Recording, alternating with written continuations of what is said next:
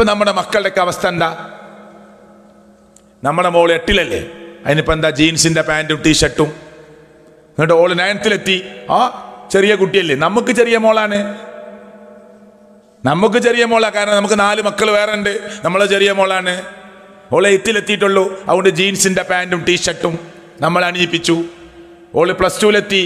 എന്നിട്ട് ഓരോ നേരെ ഡ്രസ്സ് അണിയണം എന്ന് പറയുമ്പോൾ അവള് പറയാ സമ്മതിക്കണില്ല. അപ്പൊ തുടങ്ങുക ആരെ ഒരു കൗൺസിലിങ്ങിന് കിട്ടുക? ഉണ്ടാവലില്ലേ?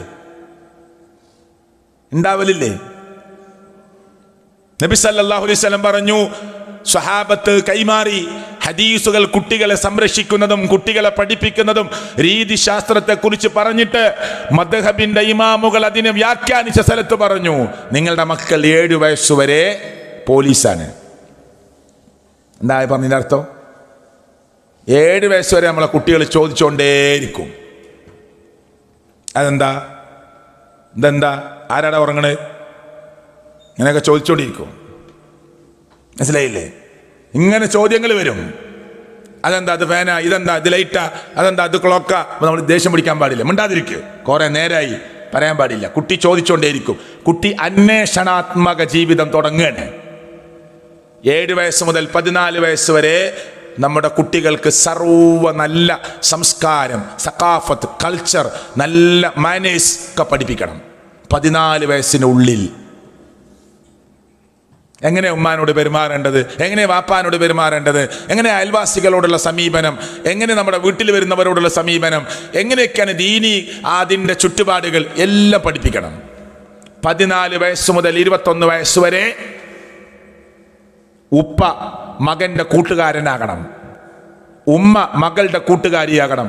എന്നാൽ പിന്നെ നമ്മുടെ കൂടെ ഉണ്ടാവുക മോള്, നമ്മുടെ കൂടെ ഉണ്ടാവുക മോന് 21 വയസ്സ് വരെ കീപ്പ് ചെയ്താൽ. ഞാൻ പറഞ്ഞല്ല, അങ്ങനെ ഒരുങ്ങാണ് നമ്മൾ. എന്തിന്? ആ പരിശീലനത്തിന്റെ കളരിയിൽ നമ്മുടെ കുട്ടി മരിച്ചാൽ നമുക്ക് പ്രതീക്ഷിക്കാം സ്വർഗം. അതിനിടയിൽ നമ്മൾ മരിച്ചാൽ നമുക്ക് പ്രതീക്ഷിക്കാം സ്വർഗം. കാരണം ഞാൻ എൻ്റെ കഴിവിന്റെ പരമാവധി എൻ്റെ മോനെയും എൻ്റെ മോളെയും എൻ്റെ കുടുംബത്തെയും നരകാഗ്നിയിൽ നിന്ന് രക്ഷപ്പെടുത്താനുള്ള ശ്രമം നടത്തിയിട്ടുണ്ട്. ഞാൻ എൻ്റെ തടിയെ നരകത്തിൽ നിന്ന് രക്ഷപ്പെടുത്താനും എൻ്റെ ബന്ധുമിത്രാദികളെ, കൂട്ടുകുടുംബങ്ങളെ നരകാഗ്നിയിൽ നിന്ന് രക്ഷപ്പെടുത്താനും വേണ്ടിയുള്ള പരിശ്രമം ഞാൻ നടത്തിയിട്ടുണ്ട്. അള്ളാഹു തൗഫീക്ക് നൽകുമാറാകട്ടെ. സുഹൃത്തുക്കളെ, മരണം എന്നത്, ഞാൻ ചുരുക്കി പറയാ, മരണം എന്നത് നമ്മൾ പ്രതീക്ഷിക്കുന്നത് പോലെയുള്ള ഒരു ചെറിയ സംഭവമല്ല. നബി സല്ലല്ലാഹു അലൈഹി വസല്ലം പറഞ്ഞു, നല്ല മനുഷ്യരുടെ മരണം എന്ന് പറഞ്ഞാൽ സലാമുൻ അലൈക്കും ഉദ്ഖുലുൽ ജന്ന ബിമാ കുൻതും തഅമലൂൻ. നബി കരീം സല്ലല്ലാഹു അലൈഹി വസല്ലം പറഞ്ഞു, ഈ ആയത്ത് പറഞ്ഞിട്ട് എന്താ പറഞ്ഞത്? മരിപ്പിക്കുന്ന മലക്കുൽ മൗത്ത് ആരെയാണോ മരിപ്പിക്കാൻ അള്ളാഹു ഓർഡർ കൊടുത്തിട്ടുള്ളത് അയാളുടെ അടുത്ത് വന്നിരുന്നിട്ട് പറയുന്ന വാക്കാണ് സലാമുൻ അലൈക്കും ഉദ്ഖുലുൽ ജന്ന. നിങ്ങൾക്ക് സമാധാനം, പേടിക്കണ്ട, ഭയപ്പെടണ്ട. ഞാൻ പറഞ്ഞ എൻ്റെ ഉപ്പ മരിച്ചിട്ടുണ്ട്. നിങ്ങളൊക്കെ ഉപ്പമാരും ഉമ്മമാരും വല്യമാരൊക്കെ മരിച്ചവരുണ്ടാവും ഈ കൂട്ടത്തിൽ.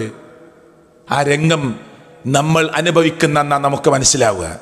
നബി സല്ലല്ലാഹു അലൈഹി വസല്ലം പറഞ്ഞെന്താണ്? സലാമുൻ അലൈക്കും ഉദ്ഖുലുൽ ജന്ന. ദാ പേടിക്കണ്ട, സ്വർഗത്തിലേക്ക് കൊണ്ടുപോകാനാണ് വന്നിട്ടുള്ളത്. സ്വർഗത്തിലേക്ക് കൊണ്ടുപോകാനാണ് വന്നിട്ടുള്ളത്. ബിമാ കുൻതും തഅമലൂൻ. നിങ്ങൾ ചെയ്ത പ്രവർത്തനങ്ങൾ നിമിത്തം. ഒന്ന് പുഞ്ചിരിച്ചതുപോലും, ചിരിച്ചാ കൂലിയാണ്, ഇളിച്ചാ കുറ്റാണ്. കണ്ടോ? ചിരിച്ചാ കൂലിട്ടോ, കളിയാക്കി ചിരിച്ചാലോ അതിന് കുറ്റാണ്. ചെറിയ കാര്യം, ഒരു വഴിയിൽ കിടക്കുന്ന ഒരു ചെറിയ മുള്ളു നീക്കിയാൽ, ഇമാത്തത്തുൽ അദാ അനി ത്വരീഖ്, വഴിയിൽ കിടക്കുന്ന ഒരു ചെറിയ ഉപദ്രവം നീക്കിയാൽ അതിന് പ്രതിഫലമുണ്ട്. ജിഹാദുൻ ഫീ സബീലില്ലാ, അള്ളാഹുവിന്റെ മാർഗത്തിലുള്ള ജിഹാദാണ് എന്ന് മുഹമ്മദ് മുസ്തഫ സല്ലല്ലാഹു അലൈഹി വസല്ലം പറഞ്ഞിട്ടില്ലേ? അപ്പൊ നമ്മുടെ മരണം മലക്കുൽ മൗത്തും കൂട്ടാളികളായ മറ്റു മലായിക്കത്തുകളും വന്ന് നമ്മുടെ റൂഹ് പിടിക്കുമ്പോൾ, ശിഹാബെ, അബൂബക്കറെ, ഉസ്മാനെ, സുലൈമാനെ, ഇസ്മായിലെ, മുഹമ്മദ്, അഹ്മദ്, ഖദീജ, ഫാത്തിമ, മൈമുന, സലാമുൻ അലൈക്കും. പേടിക്കണ്ട കേട്ടോ. സമാധാനത്തിൽ റൂഹ് പിടിക്കുകയാണ്, നിങ്ങളെ സ്വർഗത്തിലേക്ക് കൊണ്ടുപോവാണ്. നിങ്ങൾ ചെയ്ത പ്രവർത്തന നിമിത്തം, നീ കൊടുത്ത സ്വതക്ക, നീ നിർവഹിച്ച നമസ്കാരം, നീ പാലിച്ച കുടുംബജീവിതം, നീ പുലർത്തിയ അയൽപക്ക ബന്ധങ്ങൾ, നീ കാണിച്ച സാമൂഹ്യ മര്യാദ, നീ കാണിച്ചിട്ടുള്ള സൽസ്വഭാവം, എല്ലാം നിമിത്തം നിനക്ക് സ്വർഗം ഉണ്ട്. ആ സ്വർഗത്തിലേക്ക് കൊണ്ടുപോകാനാണ് ഞങ്ങൾ വന്നിട്ടുള്ളത് എന്ന് പ്രിയപ്പെട്ടവരെ മലക്കുൽ മൗത്ത് പറയുന്ന രംഗമുണ്ട് എന്ന് അള്ളാഹുവിൻ്റെ പ്രവാചകൻ മുഹമ്മദ് മുസ്തഫ സല്ലല്ലാഹു അലൈഹി വസല്ലമ പറയുന്നു. എന്നാൽ ചീത്ത മരണമാണ് നടക്കുന്നതെങ്കിലോ? ചുരുക്കിയാണ് പറയുന്നത്. എങ്ങനെ ചീത്ത മരണത്തെക്കുറിച്ച് പണ്ഡിതന്മാർ വിശദീകരിച്ചത്? ഒരു നനഞ്ഞ പുതപ്പ്, ഒരു നനഞ്ഞ തുണി, അത് മുള്ളുവേലിയിൽ ആറിയിട്ടു, വെള്ളം ഇങ്ങനെ ഒറ്റിക്കൊണ്ടിരിക്കുക, മുള്ളുവേലിയിൽ ആറിയിട്ട ഒരു കനമുള്ള നനഞ്ഞ പുതപ്പ് സൈഡിലേക്ക് ഇങ്ങനെ വലിച്ചാൽ ആ പുതപ്പ് കീറി കീറി വരുന്നത് പോലെ റൂഹ് ഉള്ളിലേക്ക് ഇങ്ങനെ വലിയും. അഖ്രിജൂ അൻഫുസക്കും, എടുക്കടോ റൂഹ് പുറത്തേക്ക്. ആക്രോശിക്കും മലക്കുകൾ. ഇതൊന്നും ഞാൻ പറയല്ല, ഖുർആൻ പറഞ്ഞതാ. അഖ്രിജൂ അൻഫുസക്കും, എടുക്കടോ റൂഹ് പുറത്തേക്ക്. എന്നിട്ടോ മുഖത്തിങ്ങനെ അടിക്കും. ചിലപ്പോൾ ബാപ്പി ഉമ്മി ഒരു കട്ടില്ല കിടന്നത്, ഉമ്മ അടി കിട്ടിയിട്ടായിരിക്കും മരിച്ചിട്ടുണ്ടാവുക. അള്ളാഹു നമ്മുടെ ഉമ്മമാർക്ക് നല്ല മരണം പ്രദാനം ചെയ്യുമാറാകട്ടെ. ബാപ്പ അറിയോ അടിയിട്ടിയത്? ഇല്ല. ബാപ്പ ചിലപ്പോൾ മലായിക്കത്തുകളുടെ അടി കിട്ടിയിട്ടായിരിക്കും മരിച്ചത്. പക്ഷെ ഉമ്മക്കറിയോ? ഒരേ കട്ടിലിൽ കിടക്കുന്ന ഒരാൾ മരിക്കുമ്പോൾ തൊട്ടടുത്താക്ക് പോലും മനസ്സിലാവുന്നില്ല. ഖുർആൻ പറയാ, വലൗ തറാ ഇദ് യതവഫല്ലദീന കഫറുൽ മലായികതു യദ്രിബൂന വുജൂഹും വഅദ്ബാറഹും വദൂഖു അദാബൽ ഹരീഖ്. മുഖത്തടിക്കും. യദ്രിബൂന, ഒരു മലക്കല്ല, മലക്കുൽ മൗത്തിനാണ് ഡ്യൂട്ടി, ഉത്തരവാദിത്വം. കൂടെ വേറെ മലക്കുകൾ ഉണ്ടാവും. എന്നിട്ട് യദ്രിബൂന വുജൂഹും, അവരുടെ മുഖങ്ങളിൽ മലായികത്തുകൾ ആഞ്ഞടിക്കും. ഇതൊന്നും കഥയല്ല, ഖുർആന്റെ ആയത്താ. വഅദ്ബാറഹും, മുതുകിലടിക്കും. എന്നിട്ട് പറയും ദൂഖു അദാബൽ ഹരീഖ്, വേദനാജനകമായ ശിക്ഷ ആസ്വദിച്ചോ എന്ന് പറയും. നമ്മൾ ഒരാൾ മുഖത്തിങ്ങനെ ശക്തമായി അടിച്ചിട്ട് എങ്ങനെയുണ്ട് എന്ന് ചോദിച്ചാൽ എത്ര ദുർബലനാണെങ്കിലും തിരിച്ചടിക്കാൻ നോക്കൂലേ? ഞാൻ പറയുന്നത് നിങ്ങൾക്ക് മനസ്സിലാണില്ലേ? നമ്മളെ ഒരാൾ മുഖത്തങ്ങോട്ട് അടിച്ചിട്ട് നമ്മോട് ചോദിക്കുക എങ്ങനെ ഉണ്ടടാ എന്ന് ചോദിച്ചാൽ എന്തായിരിക്കും അവസ്ഥ? മലക്കുൽ മൗത്ത് മരിപ്പിക്കുന്ന സമയത്ത് മുഖത്തടിച്ചിട്ട്, മുതുകിൽ അടിച്ചിട്ട് പറയാണ്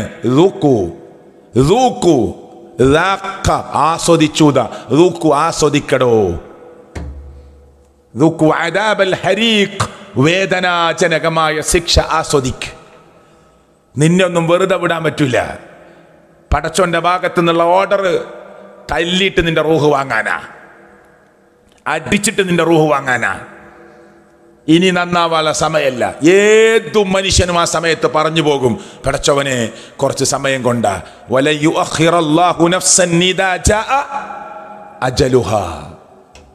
കുറച്ച് സമയം നീട്ടിക്കിട്ടിയാൽ എന്ന് എല്ലാവരും ആലോചിക്കും. പക്ഷെ നീട്ടിക്കൊടുക്കുന്ന പ്രശ്നമില്ല. എത്ര സമയം കിട്ടി? ഇപ്പം ഈ പള്ളിയിരിക്കുന്ന 60 വയസ്സുള്ള ആൾക്ക് 60 കൊല്ലം കിട്ടി. ആദ്യത്തെ 15 കൊല്ലം ബോധമല്ല, കുട്ടിത്തം എന്നൊക്കെ പറഞ്ഞു വിട്ടോ. എന്നാൽ 45 കൊല്ലം കിട്ടി ശരിയാവാൻ. 30-കാരന് മിനിമം 15 കൊല്ലം കിട്ടി ശരിയാവാൻ. എന്നിട്ട് മരിക്കണം എന്ന് പറയാ, കുറച്ച് സമയം കൊണ്ട് റബ്ബേ ശരിയായിക്കൊള്ളാന്ന്. എന്നാ മരിക്കണത് ചിലപ്പോൾ 45-ൽ, ചിലപ്പോൾ 50-ൽ, ചിലപ്പോൾ 60-ൽ. എന്നിട്ട് പറയാ കുറച്ച് സമയം കൊണ്ടാ. ഇപ്പൊ തന്നതോ? ഇത്രയും കാലം തന്നതോ? അത് ലിസ്റ്റിലില്ലേ? പക്ഷെ ബോധം ഉണ്ടായിരുന്നില്ല. ഇങ്ങനെ മരണം സംഭവിക്കുമെന്ന് അള്ളാഹുവിന്റെ പ്രവാചകനാണ് പരിശുദ്ധമായ ഖുർആൻ ഓതിയിട്ടാണ് നമ്മളെ പഠിപ്പിക്കുന്നത്. ലോകത്തിലെ ഏറ്റവും വലിയ അഷ്റഫുൽ ഖൽക്കാര മുഹമ്മദ് മുസ്തഫ സല്ലല്ലാഹു അലൈഹി വസല്ലം. നബിയുടെ പേര് കേൾക്കുമ്പോൾ സ്വലാത്ത് പറയണം മനസ്സുകൊണ്ട്. പിശുക്ക് കാണിക്കരുതെന്നാ. ഞാൻ ചൊല്ലൂല, അതൊരു അഹങ്കാര. അങ്ങനെ നമ്മുടെ മനസ്സിൽ തോന്നിയാൽ അതൊന്നും ഇപ്പോൾ പ്രശ്നമൊന്നുമില്ല, ഞാൻ ചൊല്ലൂല, എന്നാലും അഹങ്കാരാണ്. കാരണം അള്ളാന്റെ ഓർഡറാണ്. യാ അയ്യുഹല്ലദീന ആമനൂ, വിശ്വാസികളെ വിളിച്ചിട്ട് അള്ളാഹു തആല പറഞ്ഞു, മുഹമ്മദ് റസൂൽ കരീം സല്ലല്ലാഹു അലൈഹി വസല്ലം മേൽ നിങ്ങൾ സലാം പറയണം, സ്വലാത്ത് ചൊല്ലണം.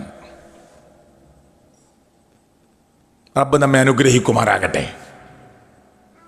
അപ്പൊ ലോകം കണ്ട അഷ്റഫുൽ ഖൽക്കായ മുഹമ്മദ് മുസ്തഫ സല്ലല്ലാഹു അലൈഹി വസല്ലമ റബീഉൽ അവ്വൽ മാസത്തിൽ ലോകത്തുനിന്ന് വഫാത്താവുക. ആയിഷ ബീവിയുടെ ഷോൾഡറിലേക്ക് ചെരിഞ്ഞു കടന്നു, വേദന കൊണ്ട് ഊർന്നിറങ്ങി. ആയിഷ ബീവി റളിയല്ലാഹു അൻഹയുടെ മടിയിൽ കടന്നു.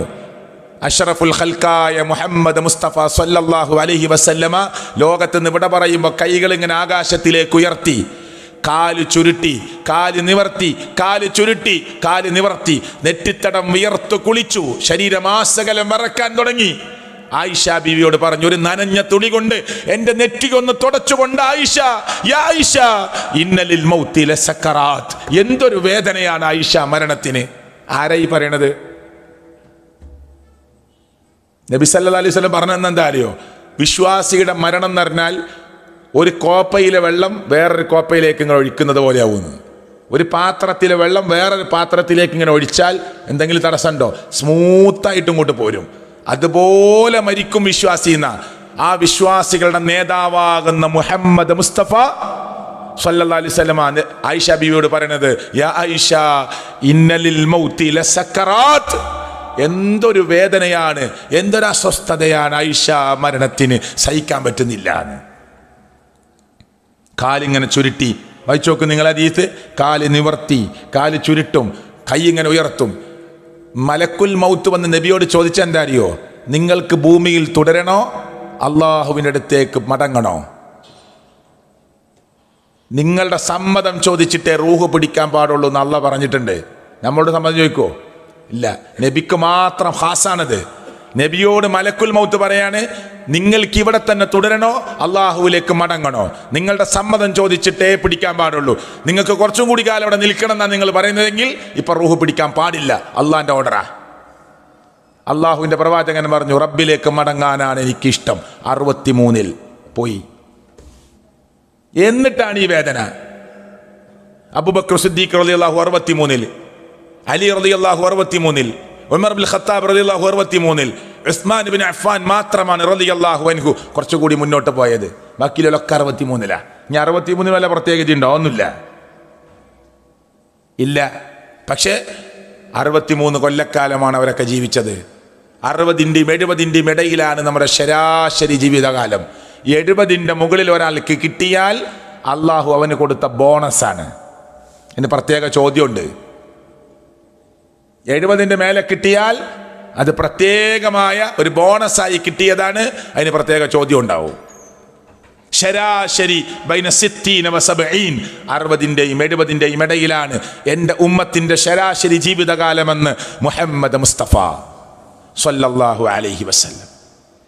ഇത്ര കൊല്ലമുള്ളൂ നമുക്കിവിടെ ജീവിക്കാനുള്ള ആകെ. അതിലിപ്പോൾ എത്ര കൊല്ലം തീർന്നു? ഇനി 60 കൊല്ലം നമ്മൾ 70 കൊല്ലം നമ്മൾ ജീവിച്ചാൽ ഈ സദസ്സിലിരിക്കുന്ന എത്രയോ ആളുകളുടെ ജീവിതത്തിൻ്റെ 3/4 ഭാഗവും പകുതിയൊക്കെ തീർന്നില്ലേ? പലർക്കും ജീവിച്ചത്ര ഇനി ജീവിക്കുമെന്ന് വല്ല പ്രതീക്ഷയുണ്ടോ? ഉണ്ടോ? ഇല്ല. എന്നിട്ടും നമ്മൾ മരണത്തെക്കുറിച്ച് ആലോചിക്കണില്ലേ? മരണത്തെക്കുറിച്ച് ചിന്തിക്കുന്നില്ലേ? നമ്മൾ എവിടെയെങ്കിലും പോയി ഒളിച്ചാൽ ആ മരണം നമ്മളെ വിട്ടുപോകുമെന്ന് നമ്മൾ ആരെങ്കിലും വിചാരിക്കുന്നുണ്ടോ? ഇല്ല, സാധ്യമല്ലല്ലോ. ഖുൽ ഇന്നൽ മൗതല്ലദീ തഫിറൂന മിൻഹു ഫഇന്നഹു മുലാഖീകും ثم تردون إلى عالم الغيب والشهادة. ദൃശ്യവും അദൃശ്യവും അറിയുന്ന റബ്ബിലേക്ക് നിങ്ങളെ മടക്കി കൊണ്ടുപോകും.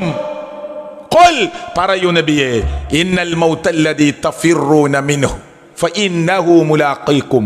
നിങ്ങൾ എവിടെ പോയി ഓടി ഒളിച്ചാലും, എവിടേക്ക് നിങ്ങൾ ഓടിയാലും മരണം നിങ്ങളെ തേടിയെത്തും. എനിക്ക് മക്കളെ ജിദ്ദെന്ന് വരാൻ പറ്റണില്ല. 15 വർഷം മുമ്പത്തെ ഒരു വാർത്ത, പേപ്പർ പ്രസ്സാണ്. എന്തോ ചെറിയ കേസിൽ കുടുങ്ങിയിട്ടുണ്ട്. എന്നാൽ അവിടെ സുഖമായിട്ട് കച്ചവടമൊക്കെ ചെയ്താൽ കേസ് വീട്ടിയാൽ മതി, പ്രശ്നം തീർത്താൽ മതി. പക്ഷെ വരാൻ പറ്റൂല. അതുകൊണ്ട് നിങ്ങളെ കാണാൻ ആഗ്രഹമുണ്ട്. ഭാര്യയോട് മക്കളോട് 2 കുട്ടികൾ അവരങ്ങോട്ട് കൊണ്ടുപോയി. ജിദ്ദ എയർപോർട്ടിൽ ഇറങ്ങി.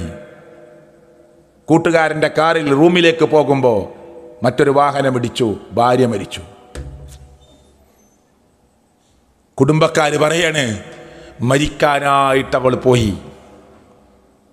5-8 കൊല്ലം അവർ തമ്മിൽ കണ്ടിട്ടില്ല കേട്ടോ. വീഡിയോ കോളൊന്നുമില്ല, ഫോണിൽ കൂടി ഇങ്ങനെ വിളിക്കുക, ഈ ഒരൊറ്റ സംസാരം മാത്രം കേൾക്കല.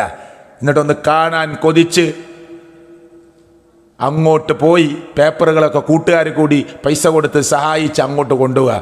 എന്നിട്ട് എയർപോർട്ടിൽ ഇറങ്ങി കൂട്ടുകാരൻ്റെ കാറിൽ അവർക്ക് വേണ്ടി താമസ സൗകര്യം ഒരുക്കിയ റൂമിലേക്കുള്ള യാത്രക്കിടയിൽ വാഹനം ഇടിച്ച് ഭാര്യ മരിച്ചു. അള്ളാൻ്റെ തീരുമാനം നിങ്ങൾ രണ്ടാളും ഇപ്പോൾ ഒരുമിച്ച് ജീവിക്കേണ്ടതാണോ? ആണ്. എന്താ അതിൽ ഖൈർ നമുക്കറിയില്ല, അള്ളാഹുവിന് മാത്രം, അള്ളാഹു ആലം. പുതുമണവാളൻ കല്യാണത്തിൻ്റെ അന്ന്, നിക്കാഹിൻ്റെ അന്ന് മരിച്ചു, മണവാട്ടി മരിച്ചു. എത്ര വാർത്ത കേട്ടിട്ടുണ്ട്. അള്ളാൻ്റെ തീരുമാനം അങ്ങനെയാണ്. കുടുംബത്തിനും അവർക്കുമുള്ള കടുത്ത പരീക്ഷണമാണ്. നമ്മുടെ ഡേറ്റ്, ഈ പള്ളിയിൽ വന്നിരിക്കുന്ന ഓരോരുത്തരുടെയും ഡേറ്റ് മലക്കുൽ മൗത്തിന് കൊടുത്തു കഴിഞ്ഞിട്ടുണ്ട്. നമ്മുടെയൊക്കെ ഡേറ്റ്. പിന്നെ എന്തിനാ കൂട്ടരെ നമ്മൾ അഹങ്കരിക്കുന്നത്? നമ്മുടെയൊക്കെ ഡേറ്റ് കൊടുത്തു കഴിഞ്ഞിട്ടില്ലേ? നമ്മൾ എവിടെ ഓടിച്ചാലും, എവിടെ ഓടിയാലും, ഏത് കോട്ടക്കുള്ളിൽ പോയി ഒളിച്ചാലും, ഖുൽ ഇന്നൽ മൗതല്ലദീ തഫിറൂന മിൻഹു ഫഇന്നഹു മുലാഖീകും സുമ്മ തുറദ്ദൂന ഇലാ ആലിമിൽ ഗൈബി വശ്ശഹാദ. ദൃശ്യവും അദൃശ്യവും അറിയുന്ന റബ്ബിൻ്റെ അടുക്കിലേക്കാണ് നിങ്ങളുടെ മടക്കം. എന്നിട്ട് ഈ പള്ളിയിൽ ഇരിക്കണപ്പോൾ നമ്മളിൽ ഭാര്യയും ഭർത്താവും തമ്മിൽ പ്രശ്നമുള്ളവരുണ്ടാവും. കുറച്ചു കാലം അവിടെ ജീവിക്കുക, കുശുമ്പും കുറുമ്പും വാശിയും വടക്കും വക്കാണുമായിട്ട് ജീവിക്കേണ്ടതാണോ? കുറച്ചു കാലം വിട്ടുകൊടുക്കൂല. ജ്യേഷ്ഠനും അനിയനും ഉണ്ടാത്തവരുണ്ടാവും. നഅൂദുബില്ലാ. 3 ദിവസത്തിൽ കൂടുതൽ തെറ്റാൻ പാടില്ല എന്ന്. എന്നിട്ട് പെരുന്നാളിൻ്റെ കെട്ടിപ്പിടിച്ചിട്ട് ആളുകളെ കെട്ടിപ്പിടിച്ച് ആലിംഗനം ചെയ്ത് അപ്പുറത്തേക്ക് ഇപ്പുറത്തേക്കൊക്കെ ആക്കിയിട്ട് പിന്നെ 5 വരുമ്പോൾ അങ്ങോട്ടിരിഞ്ഞ്, എളാപ്പാനെ കാണുമ്പോൾ അങ്ങോട്ടിരിഞ്ഞ്, മൂത്താപ്പാനെ കാണുമ്പോൾ അങ്ങോട്ടിരിഞ്ഞ്. നീ നാട്ടുകാരെ കെട്ടിപ്പിടിച്ചിട്ട് എന്താ കാര്യം? എന്താ കാര്യം? അത് ജാടയല്ലേ? വെറും പുറംപൂച്ച മാത്രമാണത്. ജാട. ഒരു പ്രതിഫലങ്ങൾ പ്രതീക്ഷിക്കണ്ട. മരണബോധം ഉണ്ടെങ്കിൽ ഈ പണി ചെയ്യോ? എന്തിനാ തെറ്റിയത്? പാപ്പാന്റെ സ്വത്ത് ഓരി വെച്ചപ്പോൾ ആ മൂല എനിക്ക് വേണമെന്ന് പറഞ്ഞ്, അതിൽ ചെറിയ 5 പറഞ്ഞു എനിക്കാണ് ആ മൂല വേണ്ടത്, അപ്പൊ നടുക്കത്തോ പറഞ്ഞു എനിക്കാ വേണ്ടത്. എന്നാ പിന്നെ നറുക്കിടാറിന് മധ്യസ്ഥന്മാര് അങ്ങനെ നറുക്കിട്ട് കിട്ടിയപ്പോൾ പിന്നെ പോര് എനിക്ക് കിട്ടേണ്ടതായിരുന്നു എന്ന്. അത്രേ ഉള്ളൂ. അതിനപ്പം തെറ്റിക്കണത്. അതിന് തെറ്റിയതാ. ഇവർക്ക് സ്ഥലം കിട്ടിയിട്ടില്ല, ഉണ്ട്, ഇവന് കിട്ടിയ പോലെ കിട്ടിയിട്ടുണ്ട്. അതേ മൂല്യമുള്ള സ്ഥലം ഇവനും കിട്ടിയിട്ടുണ്ട്, പക്ഷെ ആ മൂല കിട്ടിയില്ല. അത്ര മതി, അതിന് തെറ്റി. അല്ലെങ്കിൽ അനുജന്റെ കുട്ടിയും നമ്മളെ കുട്ടിയും തമ്മിലൊരു അങ്ങോട്ട് ചെറിയ കുട്ടികളൊന്ന് അടിപിടി കൂടി, അതിന് നമ്മളെ ഭാര്യ അഞ്ചൻ്റെ ഭാര്യയും തമ്മിൽ അങ്ങോട്ടും ഇങ്ങോട്ട് വർത്താനായി, അതിന് നിങ്ങൾ രണ്ടാളും തെറ്റി. ഇത്രയേ ഉള്ളൂ. പിന്നെ മിണ്ടാൻ തോന്നുന്നില്ല. അതുകൊണ്ട് ഭയങ്കര കെട്ടിപ്പിടുത്താണ്. പള്ളിയിൽ നിന്ന് 1-ാമത്തെ സൊഫിൽ വന്നിരുന്ന് അള്ളഹാനോട് പറയാ, പഠിച്ചോരെ പുറത്തു കൊണ്ടല്ല, നല്ലോണം പുറത്തു തരൂ, മാപ്പ് കൊണ്ടല്ല, പുറത്തു കൊണ്ടല്ല. മനസ്സ് വിശാലതല്ല, ഹൃദയം വിശാലതല്ല. അല്ല മാപ്പ് തരുമോ? അല്ല പുറത്തു തരുമോ? ഇതൊക്കെയല്ലേ നമ്മളെ മനസ്സിൻ്റെ ഉള്ളിൽ. പിന്നെ നമ്മൾ എന്തൊരുക്കാണ് നടത്തിയത്? അതാണ് ഞാൻ ഓരോന്നോരോന്നായി ചോദിക്കാൻ വിചാരിച്ചത്. നമസ്കാരം, അള്ളാഹു നമ്മെ അനുഗ്രഹിക്കുമാറാകട്ടെ. ജമാഅത്ത്, ഈ പള്ളിയിൽ ഇപ്പം ഇരിക്കുന്ന ആളുകൾ, നിങ്ങളെ ജമാഅത്ത് ഈ പള്ളിയിലോ വേറെ ഏതെങ്കിലും പള്ളിയിലോ ജമാഅത്ത് നിങ്ങൾക്ക് നഷ്ടമായിട്ടുണ്ടോ? എന്തിൻ്റെ കാരണത്താല? അന്ധനായ സഹാബി വന്ന് നബിയോട് ചോദിക്കുകയാണ്, നബിയേ ഞാൻ വീട്ടിൽ നമസ്കരിച്ചാ പോരെ? നബി സല്ലല്ലാഹു അലൈഹി വസല്ലം ഇളവ് കൊടുത്തു. നമ്മളോടൊക്കെ ആരെങ്കിലും ചോദിക്കുകയാണ്, എൻ്റെ കാലിന് ഭയങ്കര പ്രശ്നമാണ്, കണ്ണ് കുറച്ച് മങ്ങിയിട്ടുണ്ട്, ഞാൻ വീട്ടിൽ ഇയൊക്കെ എന്തായാലും വീട്ടിൽ നിസ്കരിച്ചാൽ മതി, 2 കണ്ണ് നേരെ കാണുക, ഞാൻ തന്നെ എപ്പോഴേലും പോലുള്ളൂ. ഭയങ്കര എളുപ്പ ഫത്വ എളുപ്പം കൊടുത്തു. അള്ളാന്റെ റസൂലിനോടാ ചോദിക്കണേ. അന്ധനായ സഹാബി, കണ്ണ് കാണാത്ത സഹാബി എന്താ ചോദിച്ചത്? ഞാൻ വീട്ടിൽ നിന്ന് നമസ്കരിച്ചാൽ പോരെ? ആ ഹദീസിന്റെ വ്യാഖ്യാനത്തിൽ പറയുന്നത് ളുഹറിനും അസറിനും മഗ്രിബിനുമാണ് ഞാൻ വരാമെന്ന് പറഞ്ഞ, ഇശാഇനും സുബൈക്കും മാത്രം മതി ഇളവുന. എന്താ അന്ധന് പിന്നെന്താ ളുഹർ? അന്ധൻ എന്താ അസർ? കണ്ണ് കാണാത്ത ആൾക്ക് പകലും രാത്രി ഉണ്ടോ?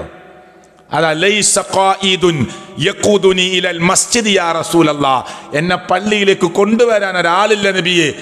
പകൽ എൻ്റെ വീട്ടിൽ ചെറിയ കുട്ടികളുണ്ട്, അവർ കൊണ്ടുവരും. രാത്രി അവർക്ക് പേടിയാണ്. അതുകൊണ്ട് രാത്രി ഞാൻ വീട്ടിൽ നിസ്കരിച്ചാൽ പോരേ എന്നാണ് ആര് ചോദിക്കുന്നത്? അന്ധനായ സഹാബി. നബി പറഞ്ഞു മതി, കുഴപ്പമില്ല. പോയി റഖ്ഖസലഹു, ഇളവ് കൊടുത്തു. ഫലമ്മ വല്ല, ഈ ഉത്തരം കേട്ട് സഹാബി പോകുമ്പോൾ ദആഹു, നബി സല്ലല്ലാഹു അലൈഹി വസല്ലം തിരിച്ചു വിളിച്ചു. എന്നിട്ട് ചോദിച്ചു ഹൽ തസ്മഉ നിദാ, വീട്ടിൽ ബാങ്ക് കേൾക്കോ? നഅം, കേൾക്കും നബിയെ. ഖാല ഫഅജിബ്, എന്നാ പള്ളിയിലെത്തണം. എന്നാ പള്ളിയിലെത്തണം. ആരോട്? അന്ധനായ സ്വഹാബിയോട്. നമ്മളെ ജമാഅത്ത് എന്തിനാ പോയത്? കണ്ണാണയിട്ട ആണോ? എന്തിനാ പോയത്? വെറുതെ ആവശ്യമില്ലാതെ അങ്ങോട്ടും ഇങ്ങോട്ടും വർത്താനം പറഞ്ഞു എന്നിട്ട് എന്നിട്ട് പറയാന് കേട്ടോ അസ്തഗ്ഫിറുല്ലാഹ്, ജമാഅത്ത് പോയി. അങ്ങനെ എത്ര വട്ടം പറഞ്ഞിട്ടുണ്ട്. ആദ്യമായിട്ട് സംഭവിക്കുകയാണോ? എന്ത് ഉദറാണ് അള്ളാന്റെ കോടതിയിൽ നമ്മൾ പറയാ? അപ്പൊ നമ്മുടെ നമസ്കാരത്തിന്റെ പാക്കേജ്, അതിന്റെ കിറ്റ് റെഡിയാണോ എന്നാണ് എൻ്റെ ഒന്നാമത്തെ ചോദ്യം. പുരുഷന്മാർ ഒരിക്കലും മുഖീമായ, ആരോഗ്യവാനായ, പ്രായപൂർത്തിയെത്തിയ ഒരൊറ്റ പുരുഷനും ഫർളായ നമസ്കാരം വിട്ട് നമസ്കരിക്കാൻ പാടില്ല. നിർബന്ധമായി ജമാഅത്തിനെത്തണം. എത്താത്തവരുടെ വീട് ഞാൻ കത്തിച്ചു കളഞ്ഞാലോ ലഖദ് ഹമംതു, ഞാൻ അങ്ങനെ ചിന്തിച്ചു പോയി എന്ന് മുഹമ്മദ് മുസ്തഫ. ജമാഅത്തിനെത്താത്ത ആളുകളുടെ വീട് അങ്ങ് തീ കൊടുത്താലോ എന്ന് ഞാൻ ആലോചിച്ചു. പറഞ്ഞിട്ടില്ല ഹദീസിൽ? ഒരാൾ നബിയെ സുബൈന്റെ നേരത്ത് വീട് കയറി താമസത്തിന് വിളിച്ചു. നിങ്ങളെ നബിയെ എൻ്റെ വീട്ടിൽ വന്ന് സുബൈസ്കരിക്കണം. നബി ചോദിച്ചു ഈ ശൈത്താനാ? നമ്മളെ നാട്ടിലൊക്കെ ഉണ്ട് അങ്ങനെ പരിപാടി. നിന്റെ വീട് കയറി താമസമാണ്, നിങ്ങളെല്ലാവരും മഗ്‌രിബിസ്കരിക്കാൻ കണ്ടെത്തളന്ന്. ഭയങ്കര സന്തോഷത്തിൽ ഇന്നാ പോവുകയാണ്. അവിടെ പോയി നിസ്കാരമൊക്കെ കഴിഞ്ഞ് അവിടെ ഇരുന്ന് ഭക്ഷണം കഴിച്ച് ഭയങ്കര വർത്താനാ. പാടില്ല. പറയാ സുന്നത്ത് നിസ്കരിക്കണമെങ്കിൽ വേണേ എൻ്റെ വീട്ടിൽ വരാ. ഫർള് പള്ളിയിൽ. മനസ്സിലായില്ലേ? ഫർള് പള്ളിയിലാണ്. ജമാഅത്തിന് പുരുഷനെത്തണം, സ്ത്രീക്ക് നിർബന്ധമല്ല. വേണമെങ്കിൽ വരാം. അത് കുറേ ഇളവുകളുണ്ട്. വന്നാൽ അവർക്കും കിട്ടും 27 ഇരട്ടി പ്രതിഫലം. മൈമൂന പള്ളി നിസ്കരിച്ചാൽ ഒക്കെ 27 ളുഹർ നിസ്കരിച്ച കൂലി കിട്ടും. വീട്ടിൽ നിസ്കരിച്ചാൽ ഒറ്റ ളുഹറിന്റെ കൂലി ഉണ്ടാവുള്ളൂ. അസർ ആയിഷ പള്ളിയിൽ ഒന്ന് നിസ്കരിച്ചു, 27 ഇരട്ടി പ്രതിഫലം കിട്ടും. സുബൈക്ക് പോലും അള്ളാഹുവിന്റെ പ്രവാചകന്റെ കൂടെ നമസ്കരിക്കാൻ പള്ളിയിൽ മൂടിപ്പൊതച്ച് അവിടുത്തെ മുഅ്മിനാത്തുകളായ സ്ത്രീകൾ വരുമെന്ന് ആയിഷ ബിബി റളിയല്ലാഹു അൻഹാ. ലാ യഅരിഫുഹുന്ന അഹദും മിനൽ ഗലസ്, ഇരുട്ടുകൊണ്ട് അവരെ തിരിച്ചറിയുമായിരുന്നില്ല എന്ന് ആയിഷ ബിബി റളിയല്ലാഹു അൻഹാ. നിസ്കരിക്കാൻ സുബൈക്ക് വരെ പള്ളിയിൽ വരും. നിസ്കാരം കഴിഞ്ഞ ഉടൻ അവർ വീട്ടിലേക്ക് മടങ്ങിപ്പോകും. ഇരുട്ട് മാറുന്നതിന് മുമ്പ് അവർ വീട്ടിലെത്തും. ഇരുട്ടുകൊണ്ട് ആരാണ് പോകുന്നതെന്ന് തിരിച്ചറിയുമായിരുന്നില്ല. അതിന് പണ്ഡിതന്മാർ ഉസ്താദന്മാർ പറഞ്ഞു കൊടുക്കൽ എന്താ അറിയോ? അത് വീട്ടിൻ്റെ ഉള്ളിലത്തെ പള്ളിയാണ്. പിന്നെ ആർക്കായി തിരിച്ചറിയാത്തത്? ഭർത്താവിനോ? അങ്ങനെ ഹദീസൊക്കെ ഉണ്ട്. ആയിഷ ബീവി ധരിച്ചതാണ്, ബുഖാരിയിൽ വന്നതാണ്, ശരി തന്നെയാണ്. പക്ഷേ അത് വീട്ടിൻ്റെ ഉള്ളിലത്തെ പള്ളിയാണ്. അന്നത്തെ വീടാണ് ഈത്തപ്പന ഓല കൊണ്ട് മറച്ചുണ്ടാക്കിയ വീടാ. നിസ്കാരം കഴിഞ്ഞാൽ അവർ അവരുടെ വീടുകളിലേക്ക് മടങ്ങിപ്പോകും. അപ്പൊ കുട്ടീനോട് വാപ്പ ചോദിച്ചു ഉമ്മയുടേന്ന്. അപ്പുറത്തെ റൂമിൽ നിസ്കരിച്ച് അടുക്കളയ്ക്ക് പോയപ്പോൾ ഉമ്മ നിസ്കാരം കഴിഞ്ഞ് വീട്ടിൽ പോയിന്ന്. ഉണ്ടാവും അങ്ങനെ? ഇത് ഹദീസിലുള്ളതല്ലേ, ഹദീസിൽ വന്നതല്ലേ. അപ്പൊ അവർക്ക് ഇഷ്ടമുണ്ടെങ്കിൽ വരാം, വന്നാൽ അവർക്കും കിട്ടും പ്രതിഫലം. ചോദിച്ചാൽ അനുവാദം കൊടുക്കണം, തടയാൻ പാടില്ല. അതാ നിയമം. ആ നിയമത്തിൽ നമ്മൾ നിൽക്കണം. പക്ഷെ പുരുഷന്മാർ ജമാഅത്തിന് വരൽ നിർബന്ധമാണ്. സുബഹിയുടെ സമയത്ത് ഉറങ്ങിക്കിടക്കുന്ന ഭർത്താവിന്റെ മുഖത്ത് വെള്ളം തെളിച്ച് ആ ഭർത്താവിനെ വിളിച്ചുണർത്തി പള്ളിയിലേക്ക് പറഞ്ഞയക്കുന്ന മർഅത്തുൻ സ്വാലിഹ, സദ്വൃത്തയായ ഒരു പെണ്ണിനെ നിങ്ങൾ പ്രതീക്ഷിക്കണമെന്ന് പണ്ഡിത ലോകം നമ്മളെ പഠിപ്പിക്കുന്നു. അങ്ങനത്തെ ഒരു ഭാര്യനെ നമുക്ക് കിട്ടേണ്ടത്. എത്രക്കാ ജമാഅത്ത്? ഉണരുമ്പോൾ ചോദിക്കുക 5:40 ഇപ്പൊ എത്രയായി? 5:35. ഇന്ന് ഞാൻ അതായാലും നടക്കൂല. അപ്പോൾ ഓളും പറയാം എന്നാ കുറച്ചുകൂടി ഇറങ്ങിക്കോളിന്ന്. എളാപ്പാൻ്റെ മൂത്താപ്പാൻ്റെ കുട്ടികൾ ഒച്ച ഉണ്ടാക്കിയപ്പോൾ നിസ്കരിക്കാതെ കിടക്കുന്ന ഭർത്താവാ. എൻ്റെ ഭാര്യ അറിയാണ് മൂപ്പര ഉണർത്താൻ നിൽക്കണ്ട പോയിക്കോളി അവിടെ നിന്ന്. കാരണം എണീച്ച് നിസ്കരിച്ചാൽ സ്വർഗത്ത് പോവും, എണീറ്റ് നിസ്കരിച്ചാൽ സ്വർഗത്ത് പോവും. അതുകൊണ്ട് ഒച്ചുണ്ടാക്കരുത്, മൂപ്പര ഉറങ്ങുന്നുണ്ട് എന്ന്. കാരണം എങ്ങനെയും അറിഞ്ഞ് എണീക്കരുത് എന്നാണ്. എന്ത് ദീനാണുള്ളത്? അപ്പോ എന്ത് ദീനാണ്? അപ്പൊ നിസ്കാരത്തിന്റെ കാര്യത്തിൽ ജാഗ്രതയുണ്ടാകണം.